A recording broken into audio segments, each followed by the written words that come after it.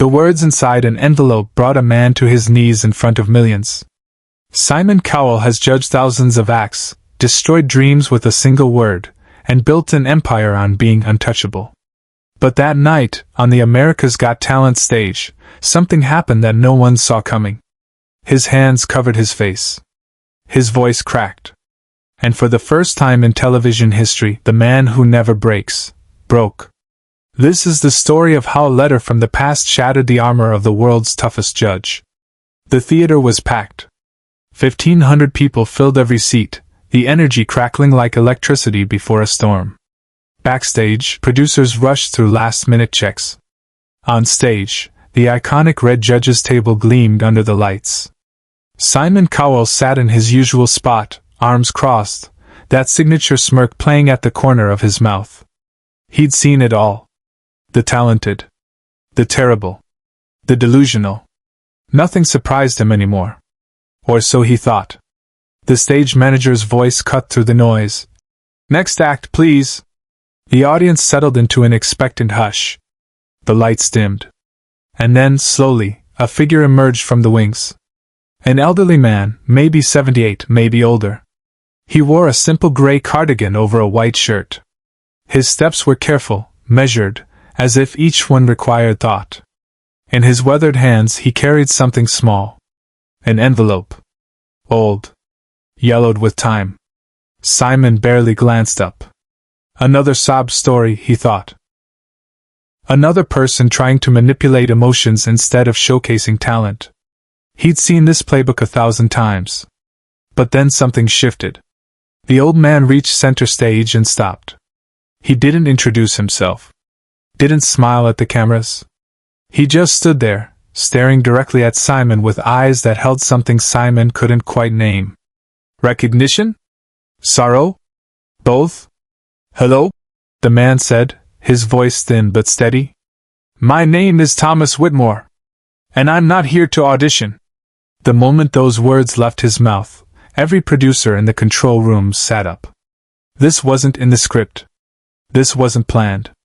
And Simon Cowell, for the first time in years, felt his heart skip. Howie Mandel leaned forward. Heidi Klum exchanged a confused glance with Sofia Vergara. But Simon stayed frozen, his eyes locked on the old man. "Then why are you here?" Simon's voice was sharp, defensive, the way it always got when something threw him off balance. Thomas held up the envelope. 42 years ago, a young man worked in the mailroom of EMI Music Publishing in London. He was nobody. Ambitious, yes. Talented, maybe. But nobody knew his name. That young man was you, Simon. The audience gasped. Cameras zoomed in on Simon's face. His jaw tightened. "I don't know what you think you're." "That young man," Thomas continued, his voice growing stronger, "received a letter. A letter he never opened. A letter that was meant to change everything." Simon's hands, which had been resting casually on the desk, now gripped the edge. His knuckles went white. "I don't know who you are or what game you're playing, but my son wrote you that letter." Thomas's voice cracked. "His name was Daniel. Daniel Whitmore. And he idolized you." The name hit Simon like a physical blow. His face, always so controlled, so measured, went pale. His lips parted but no sound came out. The audience, sensing something monumental, held its collective breath. Even the cameraman forgot to move. Everything stopped. Subscribe now and leave a comment, because what happens next will change everything you thought you knew about Simon Cowell. Thomas took a step closer to the edge of the stage. Daniel was 17. He had dreams bigger than the sky. He wanted to be a music producer, just like you. He studied everything you did. Every interview. Every decision. You were his hero, Simon. And in 1982, he wrote you a letter. He poured his heart into it. Asked for advice. Asked for hope. Simon's breathing became visible. His chest rose and fell in shallow, rapid movements. "Why are you telling me this?" His voice, usually so commanding, came out as barely a whisper. "Because that letter," Thomas said, his own tears now streaming freely. Was returned. Undelivered. Wrong address. And 3 months later, my son died in a car accident. He never knew if you read it. Never knew if you cared. He died believing his hero had ignored him." The words hung in the air like smoke. Heidi covered her mouth with both hands. Howie looked down, unable to watch. Sophia's eyes glistened with tears. But all cameras stayed on Simon. And what they captured was something no one had ever seen before: Simon Cowell breaking. His hand moved to his face, covering his eyes. His shoulders began to shake. "I never..." His voice fractured. "I never got that letter. I swear to God I never..." He couldn't finish. The sentence dissolved into silence. Thomas climbed down from the stage. Security moved to stop him, but the head producer, watching from the booth, whispered into their earpieces, "Let him go." Thomas walked slowly across the space between the stage and the judge's table. The distance felt infinite. The audience watched in absolute silence. No one coughed. No one moved. The only sound was Thomas's footsteps and Simon's ragged breathing. Producers backstage were frantically signaling to cut to commercial, to stop this, to regain control. But the director refused. "Keep rolling," she whispered. "The world needs to see this." Thomas reached the judge's table. He stood directly in front of Simon, separated only by the red surface and 42 years of lost time. "I'm not here for an apology," Thomas said softly. "I'm here to give you something." He placed the envelope on the table. It was old, the paper brittle and discolored. The handwriting on the front was young, hopeful, written in careful block letters. "To Simon Cowell. Please read." The stamp had never been cancelled. The letter had never been delivered. "Open it," Thomas said. "Read what my boy wanted to tell you." Simon stared at the envelope like it might explode. His hands trembled as he reached for it. The entire theater held its breath. Slowly, carefully, as if handling something sacred, Simon opened the envelope. Inside was a single sheet of notebook paper, folded twice. He unfolded it with shaking fingers. The camera zoomed in close enough to see the words were handwritten in blue ink, slightly faded but still legible. Simon's eyes moved across the page, reading in silence. And as he read, something inside him shattered. His face crumpled. A sound escaped his throat, something between a gasp and a sob. He pressed one hand over his mouth, but it wasn't enough to stop what was coming. "I can't," he managed to say, looking up at Thomas with eyes full of pain. "I can't read this out loud. I'm sorry. I can't." "You don't have to," Thomas said gently. "But I will. If you'll let me." Simon nodded, unable to speak, and handed the letter back. Thomas took it with reverent care, as if holding his son's hand one more time. He cleared his throat, looked out at the audience, and began to read. "Dear Mr. Cowell, my name is Daniel Whitmore and I'm 17 years old. You don't know me, and you probably never will, but I need to tell you something. You saved my life." The audience gasped. Sophia's hand flew to her heart. Howie closed his eyes. Thomas continued, his voice steady despite the tears. "Last year, I wanted to die. I felt like I had no purpose, no future, nothing worth living for. But then I heard about you. About how you started with nothing. How people laughed at you. How you failed and kept going anyway. And something clicked. If you could make it, maybe I could too." Simon's head dropped. His shoulders shook with silent sobs.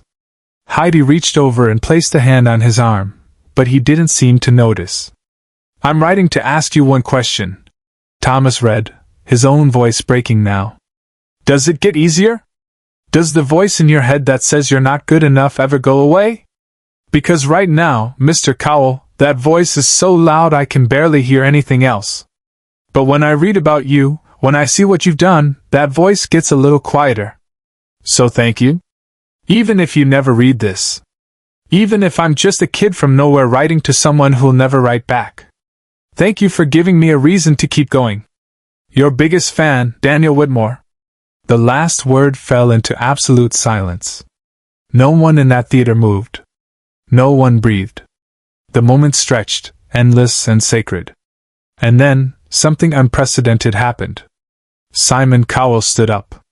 He pushed back his chair, walked around the judges' table, and did something he had never done in 20 years of television. He walked onto the stage. The audience erupted. Not in applause, but in a collective gasp of shock. Producers in the booth stared at their monitors in disbelief. "Is this really happening?" one whispered. "It's happening," another replied. Simon walked straight to Thomas. He didn't stop until he was standing directly in front of the old man, eye to eye. And then, in front of 1,500 people and millions watching at home, Simon Cowell wrapped his arms around a stranger and held on like his life depended on it. "I'm so sorry," Simon said into Thomas's shoulder, his voice muffled and broken. "I'm so sorry I never knew. I'm so sorry he thought I didn't care." Thomas hugged him back, both men trembling. "He knew," Thomas whispered. "Somewhere, somehow he knew. Because you're here. You became everything he believed you could be. And that's enough." The theater exploded. Not with applause, but with something deeper. 1,500 people rose to their feet in unified silence, hands over hearts, tears streaming down faces. The standing ovation wasn't for a performance. It was for a moment of pure, unfiltered humanity. Simon pulled back, wiping his face with both hands, not caring that cameras captured every second. He looked at Thomas with red, swollen eyes. "What was he like? Your son. Tell me about him." And Thomas did. Right there, on that stage, with the world watching, he told Simon about Daniel. About a boy who loved music more than anything. About a kid who recorded songs on a tape deck in his bedroom. About a dreamer who saw possibility where others saw nothing. And Simon listened. Really listened. For 10 minutes, production schedules be damned, Simon Cowell stood on that stage and listened to a father talk about his lost son. When Thomas finished, Simon reached into his pocket and pulled out his phone. "Give me your number," he said. Thomas looked confused. "Why?" "Because," Simon said, his voice still thick with emotion. "I'm going to set up a music scholarship. In Daniel's name. For kids who dream like he did. Kids who need someone to believe in them. And I want you to help me choose who gets it every year." Thomas's legs nearly gave out. Howie had to steady him. The audience roared now, truly roared, a sound so loud it shook the rafters. But Simon wasn't finished. He walked over to the judges' table, pressed the golden buzzer, and as gold confetti rained down from the ceiling, he said into his microphone, "This isn't for an act. This is for a boy named Daniel who deserved to know his hero heard him. If this story moved you, share it. Subscribe so you'll never miss moments like this. Because this is what television should be, real, raw, and utterly human." The show went to commercial. But backstage something shifted. Producers found Simon sitting alone in a hallway, the letter still in his hands, reading it over and over. "You okay?" one asked. Simon looked up, and for the first time in anyone's memory, he smiled through tears. "No," he said honestly. "But I will be." That night changed everything. The episode became the most watched in AGT history. The Daniel Whitmore Music Scholarship was announced 2 weeks later. Hundreds of kids applied. And Thomas Whitmore became a permanent consultant, reading every application, choosing alongside Simon the young dreamers who would get their chance. But the real change wasn't public. It was in Simon himself. After that night, crew members noticed something different. He listened more. Criticized less harshly. Took time after shows to talk to contestants, really talk to them, the way he wished someone had talked to Daniel. The armor didn't disappear. Simon was still Simon. But cracks had formed, and through those cracks, something human shone through. 3 months later, Simon invited Thomas to his home in Los Angeles.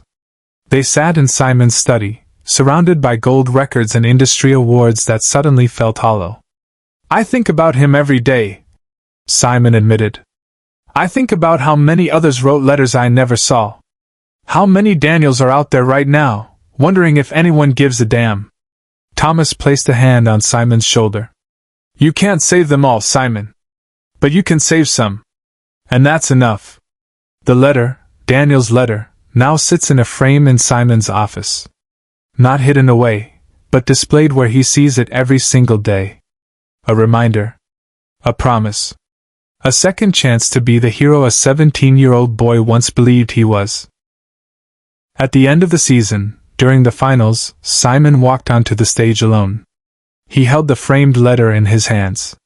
This season, he said quietly, I learned something I should have learned 42 years ago. Every person who steps onto this stage is someone's Daniel. Someone's son, daughter, dream, hope. And they all deserve to be heard. He looked directly into the camera. If you're out there right now, wondering if anyone cares about your dream, I'm telling you, someone does. Don't give up. The audience rose in thunderous applause. But Simon wasn't looking at them. He was looking at the letter. At the words of a boy he never met but would never forget. A boy who saved him by reminding him why he started this journey in the first place. Share this story. Subscribe so moments like this are never forgotten. Because some stories don't just entertain, they change us.